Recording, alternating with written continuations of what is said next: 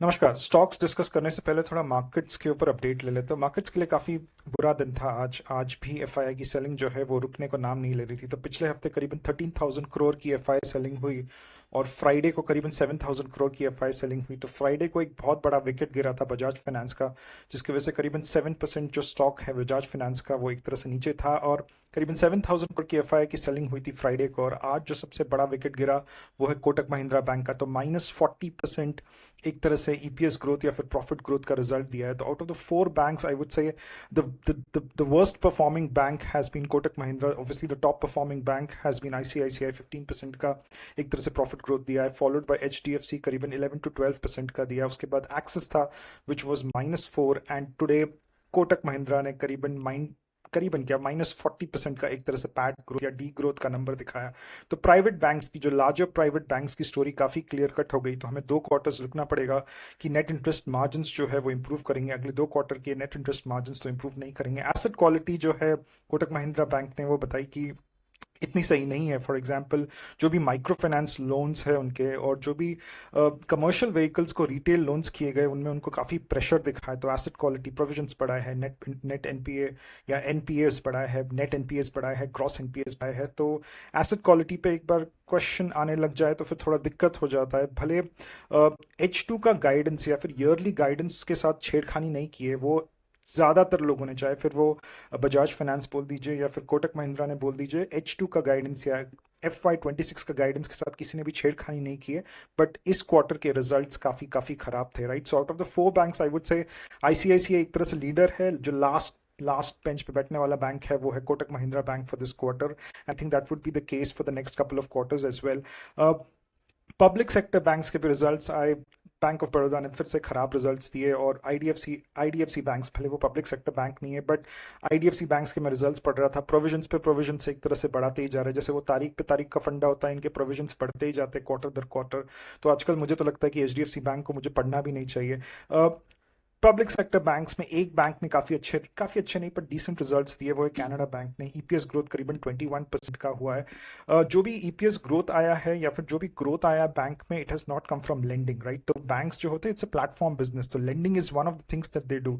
तो दूसरे कई सारे उनके प्लेटफॉर्म फीस होते हैं, जैसे ब्रोकरेजेस होते हैं, ब्रोकरेजेस का फीस होता है। For example they want granularity in their in the kind of deposits that they have. तो बैंक मल्टीपल सर्विसेज देते हैं। तो बैंक का बिजनेस मॉडल होता है कि एक बार आपको डेबिट कार्ड दे दिया, फिर क्रॉस सेल करके क्रेडिट कार्ड देंगे, लोन देंगे, सब कुछ देंगे। तो एक तरह से क्रॉस सेलिंग बिजनेस मॉडल पे बैंक्स चलते हैं। तो कैनरा बैंक का लेंडिंग जो है प्रोफाइल या लेंडिंग जो नंबर्स है इतने अच्छे नहीं है, बट उनका फी इनकम से उनका पैट ग्रो हुआ या ईपीएस ग्रोथ उनका जो हुआ है वो फी इनकम से हुआ, because of the other things which the bank does, brokerages का फी या फिर ट्रेजरीज का फी या इन्वेस्टमेंट एडवाइस देती है उसका फी। तो that's why the the the EPS growth of Canada Bank looks better than the other couple of banks like City Union Bank या फिर Bank of Baroda। SBI के अभी तक रिजल्ट्स नहीं आए, तो वो एक इंपॉर्टेंट रिजल्ट्स है जो ट्रैक करना है।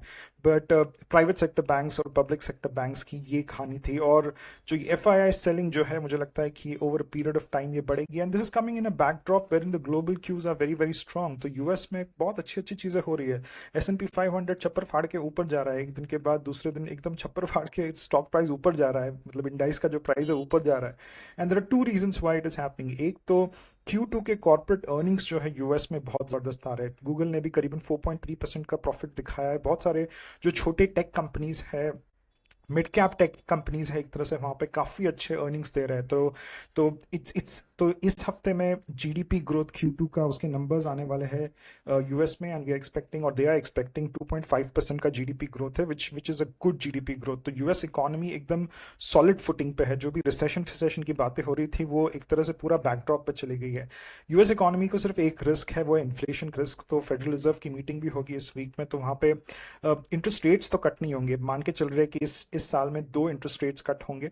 पहले कहा जा रहा था कि जुलाई जो अभी का परसों का दिन है उसमें इंटरेस्ट रेट कट होंगे। मुझे नहीं लगता उसमें इंटरेस्ट रेट्स कट होंगे, क्योंकि सीपीआई और कोर सीपीआई इन्फ्लेशन उनका थोड़ा ज्यादा आया। तो जो भी टैरिफ की वजह से जो इन्फ्लेशन दिख रहा है वहां पे, कंज्यूमर प्राइस इंडेक्स जो दिख रहा है वो थोड़ा ज्यादा दिख रहा है। तो सितंबर में एक तरह से फर्स्ट रेट कट हो सकता है और उसके बाद दिसंबर में रेट कट्स हो सकता है, बट यूएस इकोनॉमी काफ़ी हॉट इकोनॉमी, काफ़ी सही चल रहा है यूएस का गेम। और क्या देखने की ज़रूरत है परसों के दिन की कमेंट्री क्या होती है, बिकॉज कमेंट्री के वजह से ट्रिलियंस ऑफ डॉलर्स यहाँ से वहाँ मूव होते हैं कि कमेंट्री कमेंट्री पॉजिटिव होती है, कॉशियसली ऑप्टिमिस्टिक होती है, कैसी होती है, नेगेटिव होती है, करने वाले हैं नहीं करने वाले, उस पर थोड़ा क्लैरिटी मिलेगी परसों के दिन पे। तो यूएस का काफ़ी सीन सही लग रहा है कि ट्रेड डील्स भी फटाफट क्लोज कर रहे हैं। तो जापान के साथ जो 15% का ट्रेड डील था वो तो रेसिप्रोकल एक तरह से टैरिफ है, तो जापान 15% ले रहा है उनसे, भी उनसे 15% ले रहे हो। बट एक तरह से जो 6 मारा है यूएस ने वो मारा है ईयू के साथ, जिसमें 15% एक तरह से टैरिफ्स लेवी किए हैं ईयू के ऊपर,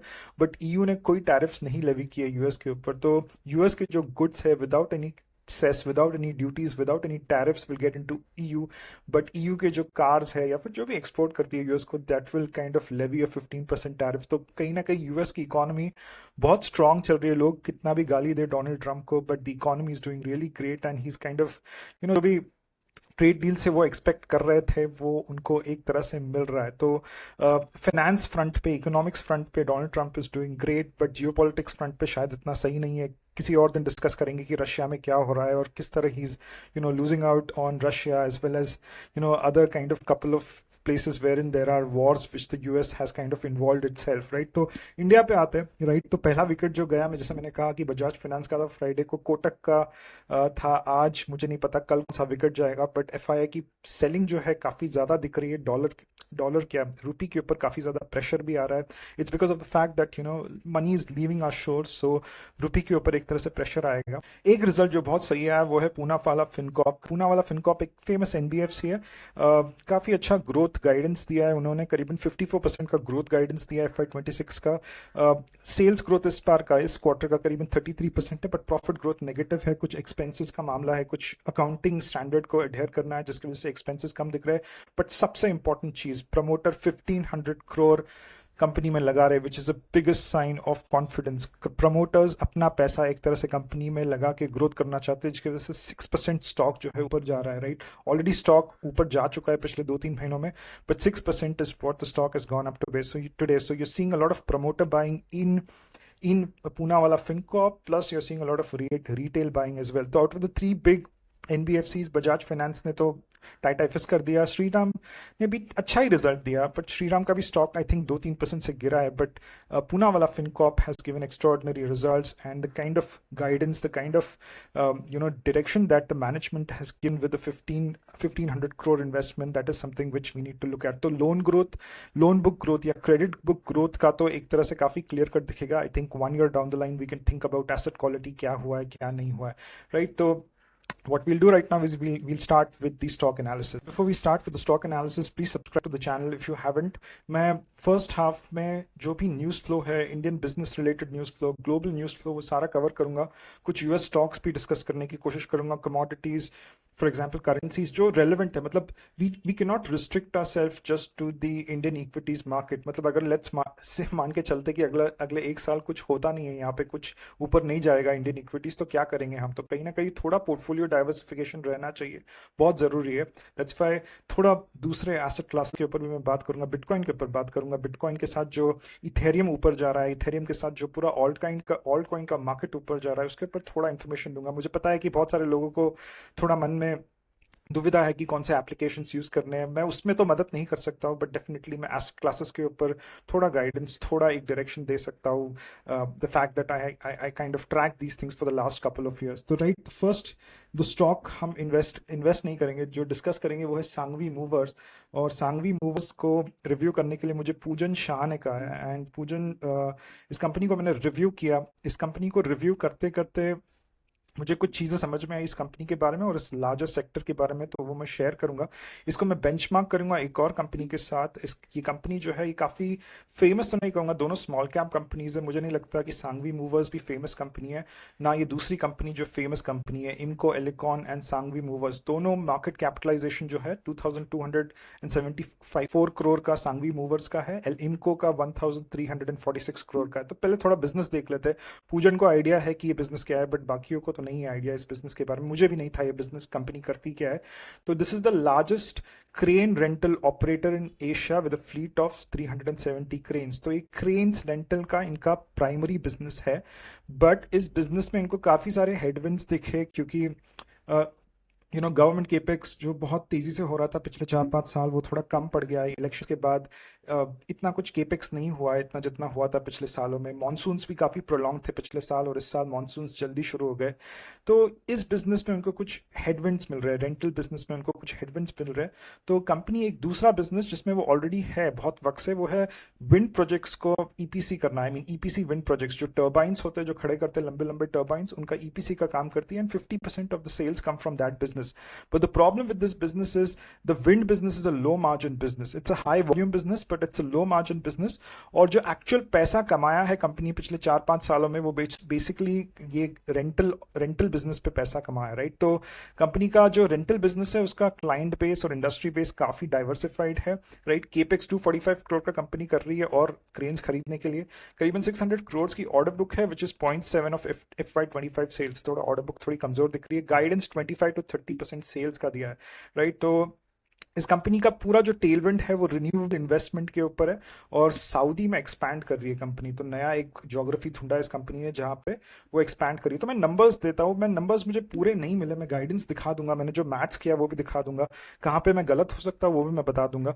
तो इस कंपनी का जो मार्केट कैपिटलाइजेशन 2300 करोड़ का है, पी करीबन 15 का है, ईपीएस ग्रोथ पिछले एक साल का -10 है, प्रॉफिट ग्रोथ भी -10 है, सेल्स ग्रोथ 35% का है। पिछले 5 साल का तो नहीं है हमारे पास डेटा, बट पिछले 3 साल का जो डेटा है उसमें सेल्स ग्रोथ प्रॉफिट ग्रोथ काफी अच्छा है। 84% का प्रॉफिट ग्रोथ है, सेल्स ग्रोथ 33% का है। तो पिछले 3-4 साल जब गवर्नमेंट केपेक्स हो रहा था, कंस्ट्रक्शन एक्टिविटीज, इंफ्रास्ट्रक्चर एकदम बहुत फाड़ तरीके से हो रहा था, तो इस कंपनी ने अच्छा पैसा बनाया है। ऑपरेटिंग प्रॉफिट मार्जिन इसके 42% है। This is primarily because of the rental business. तो यहाँ पे जब मैं मैथ्स करूंगा तो ये मैं बताऊंगा कि ये ऑपरेटिंग प्रॉफिट मार्जिन से नेट प्रॉफिट मार्जिन जो है वो रिड्यूस हो जाएंगे, क्योंकि जो विंड बिजनेस है या फिर टर्बाइन बिजनेस है, जो ईपीसी बिजनेस है, उसके एबिटा मार्जिन बहुत कमजोर है as compare to the rental margin business, right. CFO to EBITDA ओकेश है 0.5। मुझे आरओई आरओसी का डेटा इतना नहीं मिला। नेट प्रॉफिटेबिलिटी 20% मुझे देख के अच्छा लगा, बट ये कम होगी net profitability, right. Industry P 29 का है, और free cash flow negative company है, राइट। तो इसका मैं आपको थोड़ा मैथ्स दिखा देता हूं कि मुझे क्या लगता है कि आगे जाके सेल्स ग्रोथ क्या रहेगा। तो 25 to 30% का गाइडेंस दिया है मैंने, 25% एक तरह से लिया है, 30% नहीं लिया है। वर्स्ट केस सिनारियो दिखा रहा हूं मैं, राइट। एनपीएम मैंने 17% लिखा है, बिकॉज ये विंड टर्बाइन का ईबीसी का बिजनेस है, ये लो मार्जिन बिजनेस है, तो मैंने 20% नहीं लिया है। एनपीएम 17% है। 10% तो नहीं होगा, 15% भी हो सकता है, तो इसको थोड़ा ध्यान में रखना। तो एनपीएम को मैंने 17% अज्यूम किया है कि शेयर्स डाइल्यूट नहीं होते। उससे मेरा कैगर जो आता है, ईपीएस कैगर, वो 6% का आता है, और पीजी है जो 2.3% का आता है। तो PG is nothing but your forward P divided by your EPS growth for next year. तो मुझे ये कंपनी महंगी लगी, और इस कंपनी में ग्रोथ भी नहीं आ रहा है, फ्रैंकली स्पीकिंग 6% ग्रोथ आ रहा है। तो मैंने दूसरी कंपनी देखी जिसके साथ मैं ये बेंचमार्क कर रहा, मुझे दूसरी कंपनी काफी सही लगी।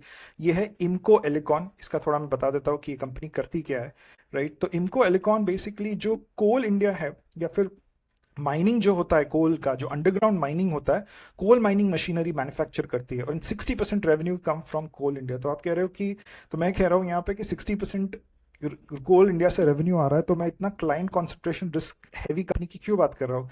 इसलिए बात कर रहा हूँ क्योंकि 70% of the electricity that is generated in India today, it gets generated from coal, right? तो कोल इंडिया का पूरा ये पावर में जो एक बूम दिख रहा है या अपसाइकिल दिख रहा है, उसमें एक बहुत बहुत बड़ा कंट्रीब्यूशन है। अगर कोल इंडिया 7%, 8%, 9% वॉल्यूम ग्रोथ दे रही है या दे सकती है, या फिर 11% सेल्स ग्रोथ दे सकती है, तो इनको एलिकॉन जैसे कंपनी जो एंसिलरीज है कोल इंडिया को, इनको बहुत ज्यादा फायदा होगा, राइट। तो इस कंपनी का बैकड्रॉप ये है कि वर्किंग कैपिटल साइकिल काफी ज्यादा है इस कंपनी का, क्योंकि पेएबल्स ज्यादा है। तो ये कंपनी काफी इनोवेटिव कस्टमाइज प्रोडक्ट्स बनाती है कोल इंडिया के लिए, कि कुछ ऐसे मशीनरी बनाती है जिनके पार्ट्स उनको इंपोर्ट करना पड़ता है, जिसके लिए पैसे उन्हें पहले देने पड़ते हैं और पार्ट्स बाद में मिलता है, जिसकी वजह से पेएबल्स ज़्यादा है, रिसीवेबल्स भी ज़्यादा है। पीएसयू के साथ काम करती है तो पैसे नहीं मिलते सही वक्त पे।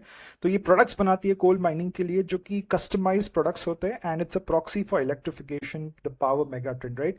तो इस कंपनी के पिछले 5 साल का डेटा तो काफ़ी खराब था, क्योंकि पावर का जो अपसाइकिल पिछले 3-4 साल में शुरू है। बट अगर आप देखोगे यहाँ पे इस कंपनी का ईपीएस ग्रोथ पिछले 1 साल का 97% है, प्रॉफिट ग्रोथ भी 97% है, कोई इक्विटी डाइल्यूट नहीं की है। सेल्स ग्रोथ 32% है for the last 5 years।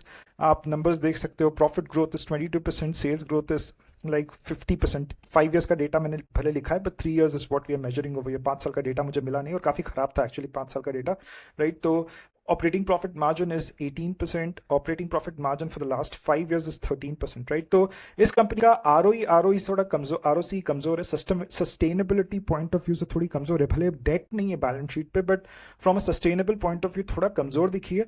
But इसका ग्रोथ जो है ये काफ़ी फैबुलस ग्रोथ है इस कंपनी का। मुझे कोई गाइडेंस वगैरह मिला नहीं, बट मुझे लगी कि ये एक सही कंपनी है, क्योंकि 70% जो इलेक्ट्रिफिकेशन अभी भी होता है वो कोल से होता है। तो ये रिन्यूएबल्स जो है, सोलर, विंड, ये बहुत एक्सपेंसिव है। ये मतलब इनका इंफ्रास्ट्रक्चर ले करके काम करना बहुत एक्सपेंसिव है, और इनका कंट्रीब्यूशन टू टोटल इलेक्ट्रिसिटी बहुत मिनिस्क्यूल है, राइट। तो for the next 10 to 15 years, it's going to be coal which is going to supply electricity to India as well, in a very large manner, right? तो आप coal को neglect नहीं कर सकते हो, and if you want to kind of look at a play wherein you're talking about Coal India, you're talking about electricity producing, then you can look at IMCO Elecon. Please do a second level analysis. I'm not a SEBI registered analyst. Please do a second level analysis about IMCO Elecon. And Poojan, I hope you're okay with the analysis of Sangvi movers. Whatever it is, please write your comments in the comment box so that I can take any questions if you have. And thank you very much, guys.